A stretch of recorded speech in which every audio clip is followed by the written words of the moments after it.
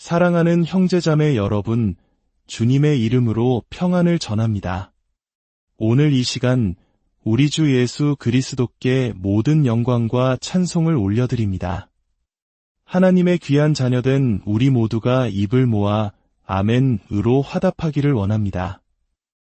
오늘 이 말씀을 듣는 모든 분들의 하루가 주님의 영광으로 가득한 날이 되기를 기도합니다.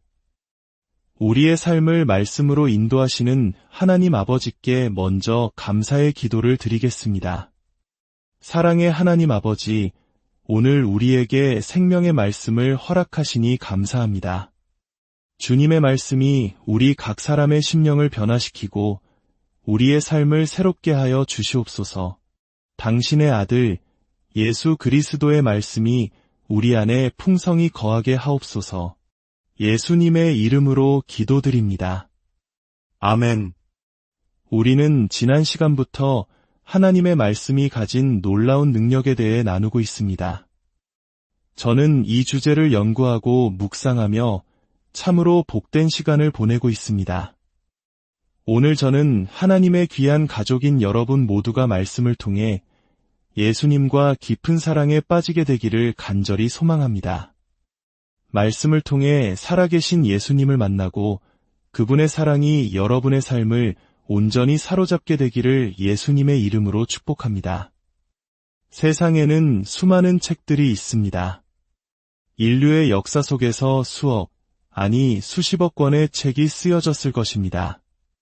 세상의 모든 책은 그것을 쓴 저자의 생각과 경험, 지식을 담고 있는 저자의 그림과 같습니다.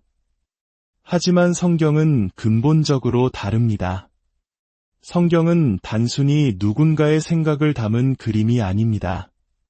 성경은 살아계신 인격, 바로 예수 그리스도 그 자체입니다. 예수님께서 바로 하나님의 말씀이시기 때문입니다. 요한복음은 태초에 말씀이 계셨고 그 말씀이 하나님과 함께 계셨으며 그 말씀이 곧 하나님이라고 선포합니다. 그리고 그 말씀이 육신이 되어 우리 가운데 오셨다고 증언합니다. 그분이 바로 예수 그리스도이십니다. 성경은 예수님 안에 생명이 있었다고 말합니다.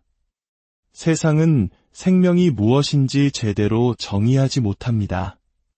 세상은 식물 생명, 동물 생명, 인간 생명이라고 말하지만 성경이 말하는 진정한 생명과는 거리가 있습니다. 성경에서 말하는 생명은 헬라어로 조에라고 불리는데 이것은 영적인 생명, 곧 하나님의 생명을 의미합니다. 예수님께서는 친히 말씀하셨습니다. 내가 곧 길이요 진리요 생명이라. 나는 부활이요 생명이니.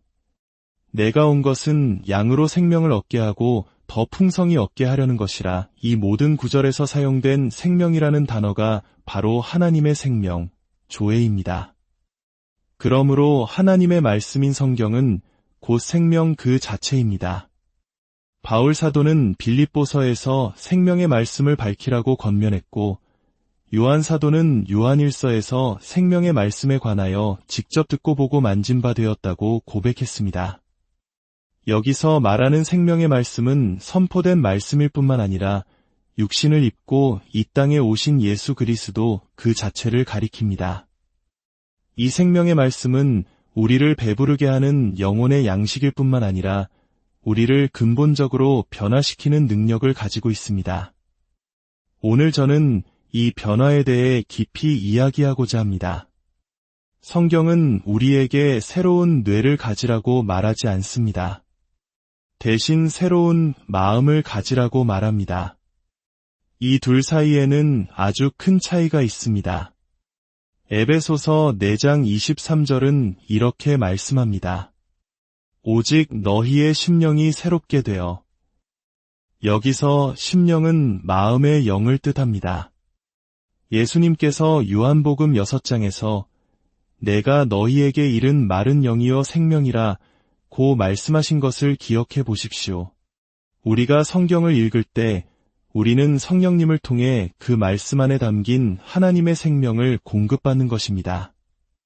우리의 마음은 단순히 육체적인 뇌의 기능이 아니라 영적인 영역에 속해 있습니다. 그래서 성경은 마음의 영 안에서 새로워지라고 명령하는 것입니다. 우리가 세상에서 살아가면서 세상의 가치관과 생각들이 우리 마음에 들어와 옛 마음을 형성합니다. 로마서 12장 2절은 우리에게 아주 중요한 진리를 가르쳐 줍니다. 너희는 이 세대를 본받지 말고 오직 마음을 새롭게 함으로 변화를 받아 하나님의 선하시고 기뻐하시고 온전하신 뜻이 무엇인지 분별하도록 하라. 새로운 피조물은 새로운 마음을 필요로 합니다. 하나님의 지식을 대적하여 높아진 모든 이론과 생각들은 반드시 무너져야 하고 새로운 마음으로 대체되어야 합니다. 하나님의 말씀으로 새로운 마음이 기능하기 시작할 때 그 결과는 경건함과 거룩함, 그리고 새로운 삶으로 나타납니다. 우리는 이 땅에 살지만 장차올 하나님 나라의 삶을 미리 살아가는 경험을 하게 되는 것입니다. 오늘날 교회와 세상이 겪는 가장 큰 문제 중 하나가 무엇이라고 생각하십니까? 바로 우울증, 즉 마음의 병입니다. 이것은 근본적으로 우리의 마음이 새로워져야 한다는 강력한 신호입니다. 그리고 하나님의 말씀은 우리에게 새로운 마음을 위한 완전한 해결책을 제공합니다. 이 축복된 말씀은 우리 모두에게 열려 있습니다. 우리 모든 믿는 자들은 사도 바울처럼 내가 그리스도의 마음을 가졌노라라고 담대히 선포하는 자리에까지 나아가야 합니다.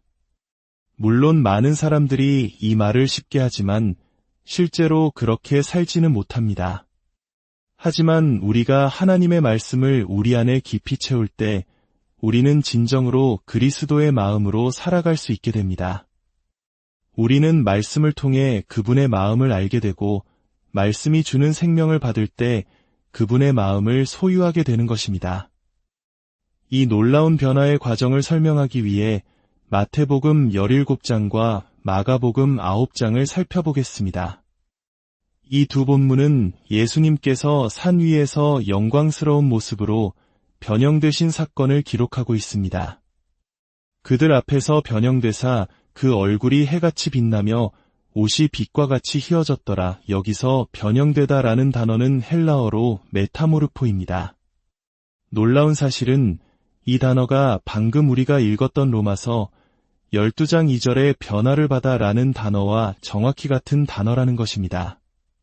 즉, 우리의 마음이 새로워지는 것은 마치 예수님의 모습이 완전히 변화되신 것과 같은 차원의 변화라는 의미입니다.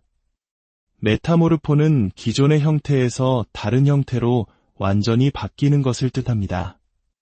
애벌레가 아름다운 나비로 탈바꿈하는 것처럼 우리의 옛 마음이 그리스도의 마음이라는 새로운 형태로 완전히 바뀌는 것을 의미합니다. 이 동일한 단어가 고린도후서 3장 18절에도 사용됩니다.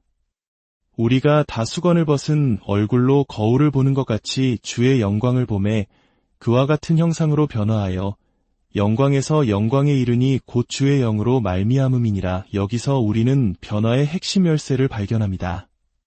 그것은 바로 주의 영광을 보는 것입니다. 그렇다면 우리는 어떻게 주의 영광을 볼 수 있을까요?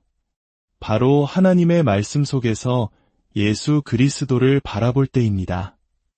우리가 성경을 읽으면서 예수님을 보지 못한다면 우리는 변화될 수 없습니다. 왜냐하면 예수님이 바로 말씀 그 자체이시기 때문입니다.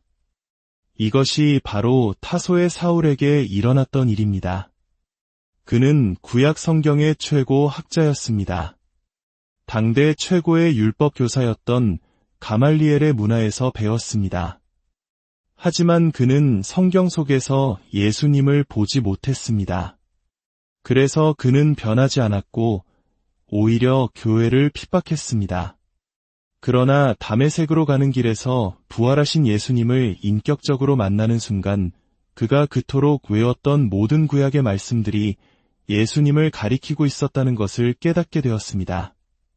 그 순간 그의 삶은 메타모르포, 즉 완전한 변화를 경험했습니다. 그는 사울에서 바울로, 교회의 핍박자에서 이방인의 사도로 변화되었습니다.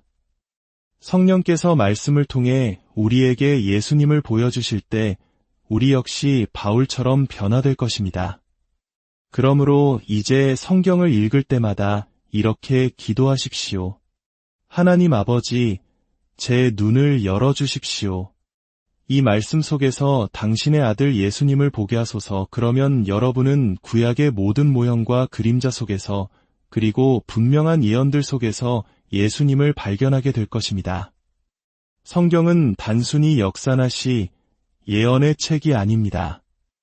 성경 전체가 처음부터 끝까지 예수 그리스도에 대한 이야기입니다.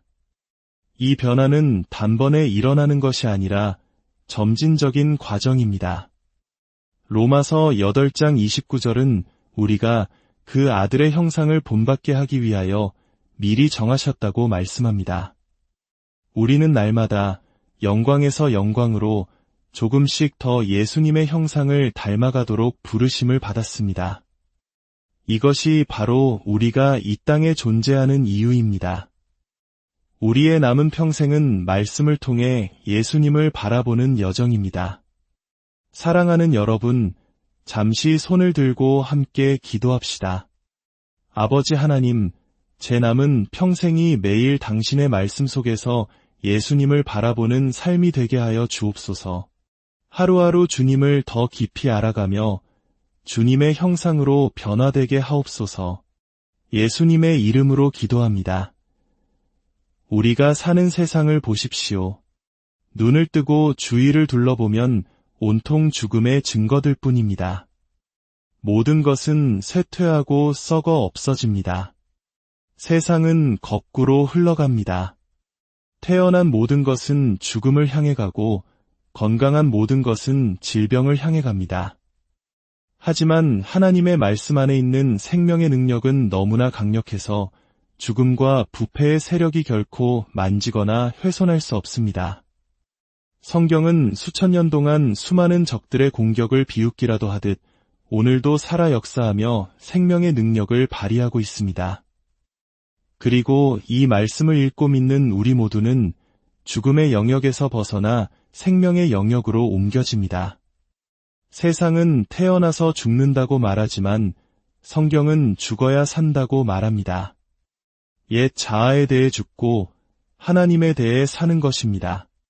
우리는 질병에서 건강으로, 어둠에서 빛으로, 속박에서 자유로, 썩어질 것에서 썩지 아니할 것으로 나아가는 사람들입니다.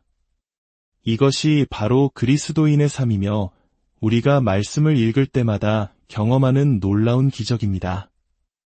요한복음 5장 24절에서 예수님은 약속하셨습니다. 내가 진실로 진실로 너희에게 이르노니 내 말을 듣고 또 나 보내신 이를 믿는 자는 영생을 얻었고 심판에 이르지 아니하나니 사망에서 생명으로 옮겼느니라. 어떻게 가능합니까? 그분의 말씀을 들을 때 가능합니다.